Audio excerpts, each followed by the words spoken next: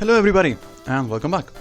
Last time we fought the Screws gang, and after a series of, let's say, tough battles, we managed to emerge victorious, and we also witnessed the Metaforce for the very first time.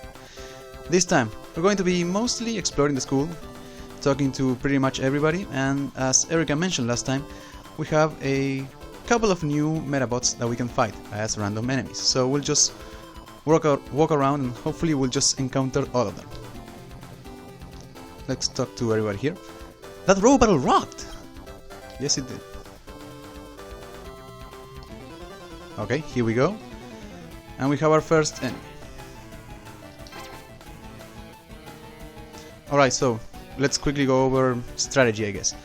For this enemy, if you're playing with Rokusho, I do recommend that you use Scout at the very least once, because this Medabot can actually occasionally dodge your attacks. As for Metabee, I'm going to start off with the missiles and we'll see what we can do from that. But, on to the enemy itself. Charlie Bear. So, both its head as well as both arms have the very same skill, which is Gravity. Gravity covers two types of attacks, Break and Press. They are functionally identical, the only real difference is visually. And they have the effect that they will always have double the success rate of the for the part itself, meaning that this attack will rarely, if ever, miss. However, it is possible to sometimes dodge it. Other than that, it has a new type of leg, float legs. So float legs usually tend to perform decently in any kind of field. Of course, to compensate for that, they don't really have that high of a propulsion, but they're not as slow as tank parts. And they also don't have as much armor as tank parts. So yeah, the only other thing I can think of to say about Charlie Bear is that in the anime there was an episode in which a little girl actually had one and she fought the Screws, I think, and the little girl was very creepy. But other than that, not much to say. If I were to recommend a part, I guess it would be Splasher, either that or the head part. And yeah, the legs are fine if you want to make sure that you never get any kind of penalty from fighting in most fields.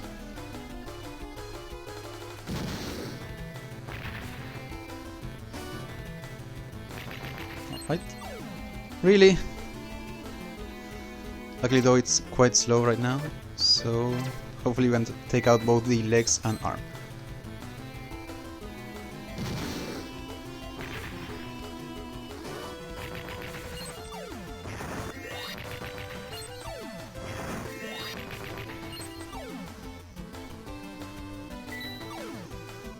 Alright. There we go. Let's actually use aim shot to finish this.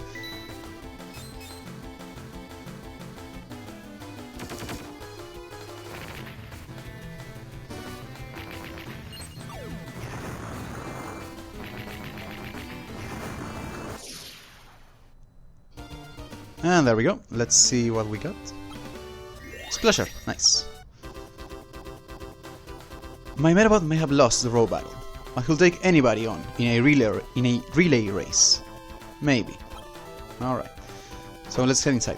So as I mentioned before, the enemies here are pretty much the same. The only real difference is that outside the battlefield is plains, and inside here the battlefield is forest. So Metabee and Rokusho get the same bonus. I don't know why it's forest inside, because there's a specific field that is called room that is often used whenever you're inside buildings, but for whatever reason it's still forest here. Is it really true that a Medabot is only tickling cute girls? You know you're not allowed to just enter the music room whenever you want. Study hard. Row battle hard. Alright, so this guy right here. You may want to save before you talk to him, because he actually is a scripted battle. It's completely optional, you don't have to talk to him if you want to, but you do get the chance to obtain a somewhat decent meta part. But this fight is a bit tougher than the ones we had so far, because it's prohibited to bring a Metawatch to school. It is actually a 2-on-1. Businessman, fight for a bright future. But even then you can win. Anyways, as for strategy here, well, both of these are not particularly good at evading attacks, so you don't have to worry about using Scout with Rokusho. And as for Metabee, well, you may want to see if you can actually use any of your parts to actually attack the leader. Otherwise, just keep attacking until you get the chance. Neither the missile or revolver or submachine gun in this case are giving me the chance, so I'll just use the submachine gun. Anyway, onto the enemy itself. Tankar. So, I'm going to go in a different order. So the arms are nothing that we haven't seen before. Two arms with shoot, one is basic shoot and the other is aim shoot. However, the very valuable part that I was talking about previously is the victory armor, the head part. It has a very useful ability called stability. Just by having it equipped, it will grant you immunity to all kind of debuffs. For example, Peppercat's stop. And it can also be used a handful of times, in this case 8, to cure any status ailments on allies. So it's an insanely useful part. I can't overstress that enough. And well, the other one thing to say would be that we have a new type of leg, wheels. So wheels, as you can see, they handle best when battling in city and room fields. And if it weren't for the fact that this is a forest stage, I think that this will be a much tougher battle. Luckily though, we have the field advantage, so the enemy is rather slow. But yeah, I highly recommend that you try to get victory armor. Even if you don't get it now, don't worry, because Tankar will become an enemy that will become a random enemy later on. So don't stress yourself too much if you don't get the victory armor.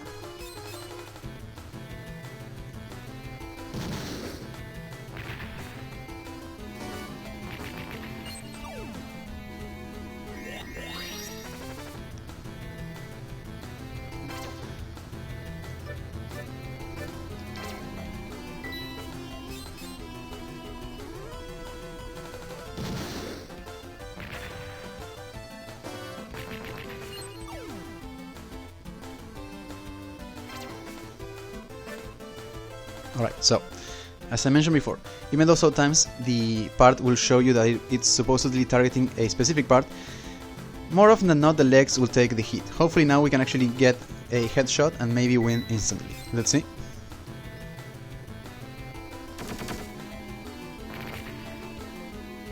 Nope.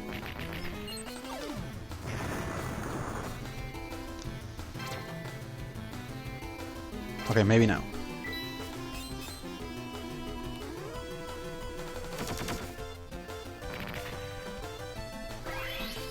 Come on. Well, it wasn't as much, but it's something, I guess. Let's use revolver.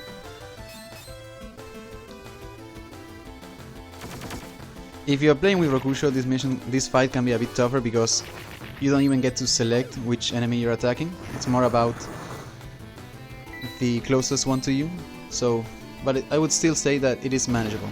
If not, you can just wait until a bit later once we actually obtain our second Medabot. Okay, so we lost submachine gun, which kind of sucks, but maybe we can just win with what we have left.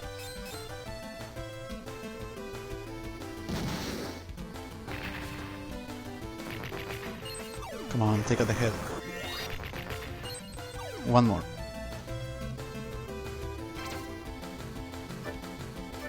Come on.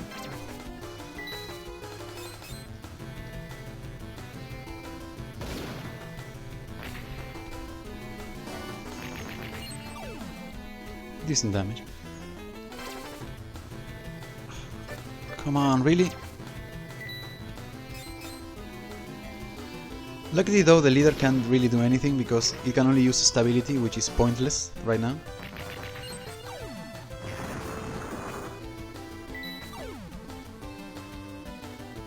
Yeah, all it's doing is gather Medaforce, which at this point in the game it's absolutely pointless.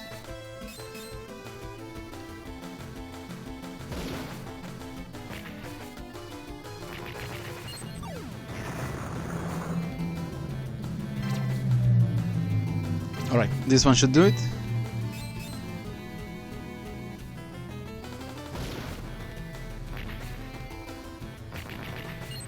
There we go.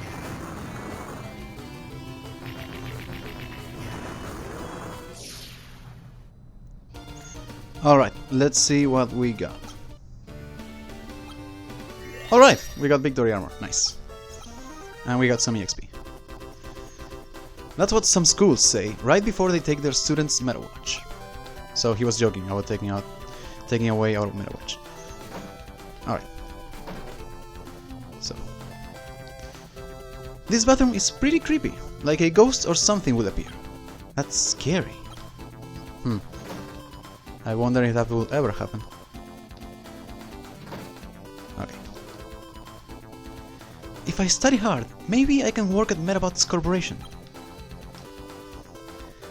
The Select Corps and the Robo Gang are still chasing each other. They got nothing better to do. Alright, so this plant right here is actually a very important plant, believe it or not.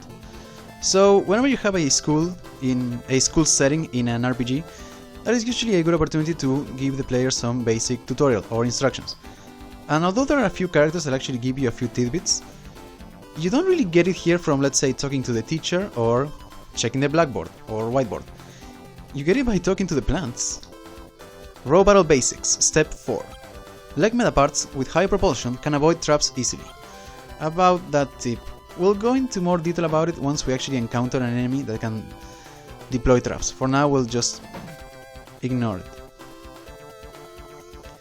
Use a Medabot to tickle girls. Why didn't I think of that? Step 2. After an aim shot, you cannot evade. Yeah, we already knew this. A Medabot that tickles girls. That's what guys who can't get girls do. Is it summer vacation now? Or is that winter vacation? Or is it spring vacation? Step 3. After a berserk attack, you cannot evade or defend. We also knew that.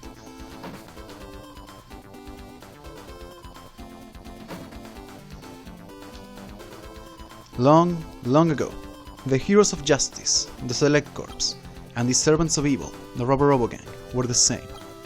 That's the rumor I heard, but I wonder if it's really true. Alright, so this guy right here, he will actually fight you, and he has one of the Medabots that we can encounter as a random opponent, so let's actually talk to him.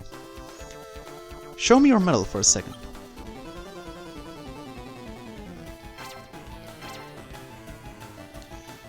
Alright, so for this enemy, if you're playing with Rokusho, I think you're fine without using Scout, unless you want the increase in power, because he doesn't have that high evasion. Well, he may occasionally, very rarely, manage to avoid an attack. As for Metabee, I'm just going to use aim shot and then occasionally missile. Anyway, as for the enemy itself, Quintaro. Well, its head part has the ability, the gravity ability, which is, as we already talked about with Charlie Bear. Only in this case it's called press. Other than that, it works identically. And then, as for both arms, he has a strike and grapple arm and a berserk and grapple arm. So similar to what you would see in Rokusho. So if you're looking for a close range Medabot, I do recommend getting Great Axe. It's a decent berserk part. Other than that, it is two-legged, meaning that it gets a bonus from forests and plain fields. So it's a decent kind of leg. And let's see here.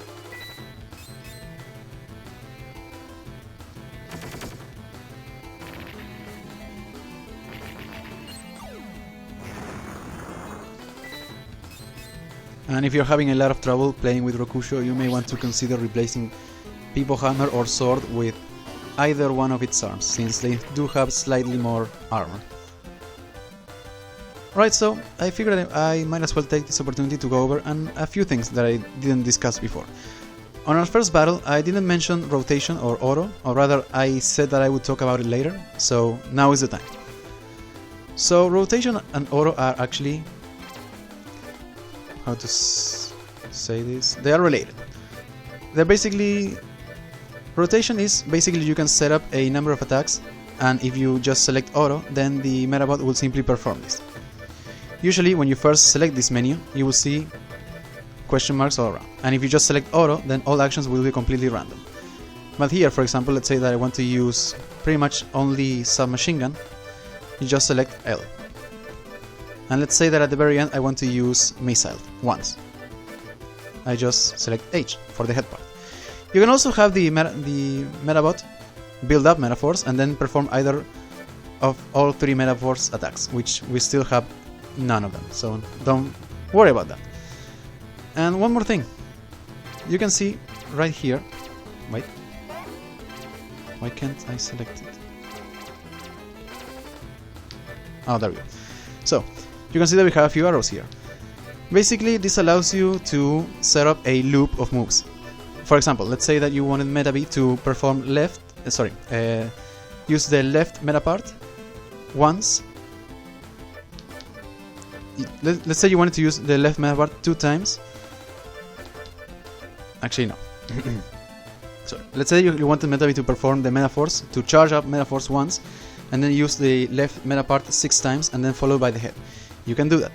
You can basically add or remove more moves from a specific loop to add more complexity to it, by simply moving this around. If I left it just like this, then Metabee will pretty much use all the missile until it runs out. And once a specific action either runs out or that part is destroyed, then the next action will be taken at random. So do take that into consideration. And let's actually do that for this particular battle. Let's quickly set up,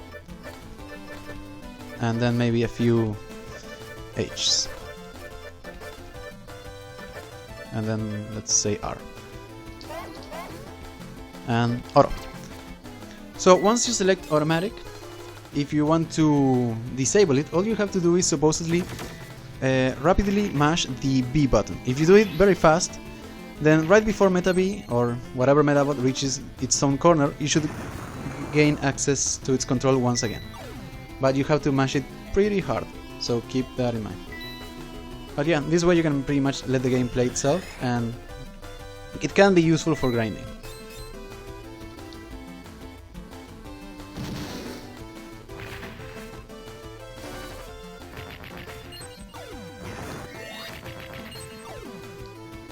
Alright, one more attack should do it, and we level up shoot, nice.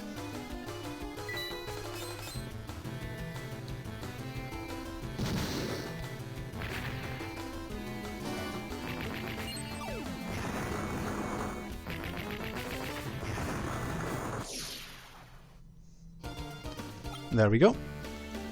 And we got the light axe. It's fine. When building up your metal, it's best to have a goal in mind. Yes, it is. I already talked to this guy. Never mind. Alright, what do you have to say? Alright, so as you saw last time, meta battles can really drag on, so unless it's a new Medabot, I'm going to simply skip to the end and to show you what part I got. So I'll see you guys in a moment. And welcome back. And we got the head part. Nice. And we leveled up. Alright, so as I was saying, reveal your secrets, plant. Step 1. After a strike attack, you cannot defend. I don't quite really understand what it means by that. Really? Because evade I can understand. I mean, you can evade after a strike attack, but I don't know what the game really means by that particular tip. Eeh! A boy! Anyway. These days it seems the incidents of tickling girls have increased. I gotta tell my girlfriend to be careful.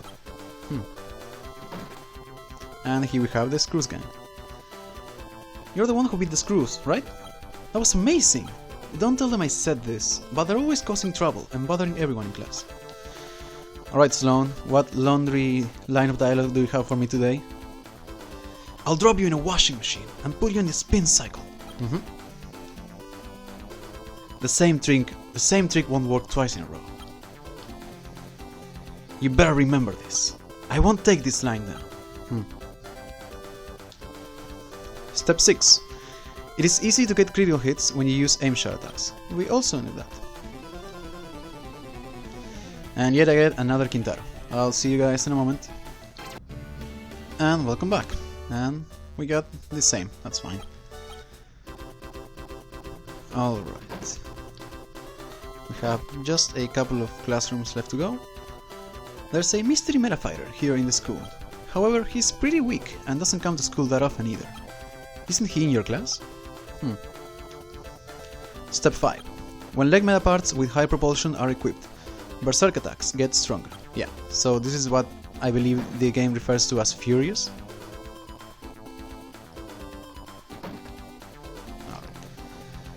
Dr. Aki's real name is the Atom Akihabara.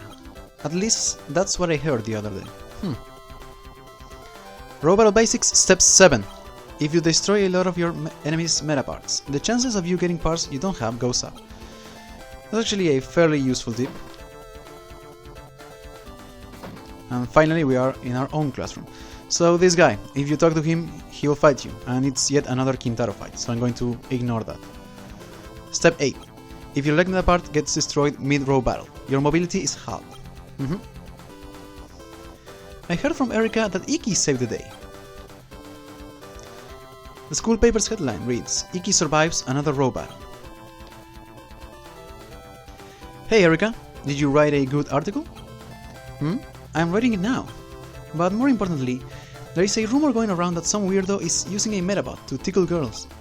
His hideout has to be in town for sure. Go check it out, and I'll be there right after I finish this article. Why do I have to go? The culprit will escape while you stand there complaining. Get going! Alright.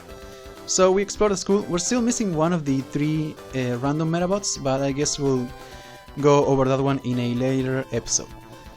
Next time, we'll go and see if we can discover the identity of the culprit behind the tickling incidents. I will be doing a little bit of grinding off screen with both Metabee and Rokusho, so next time I will be at a few levels higher. But anyways, see you guys then.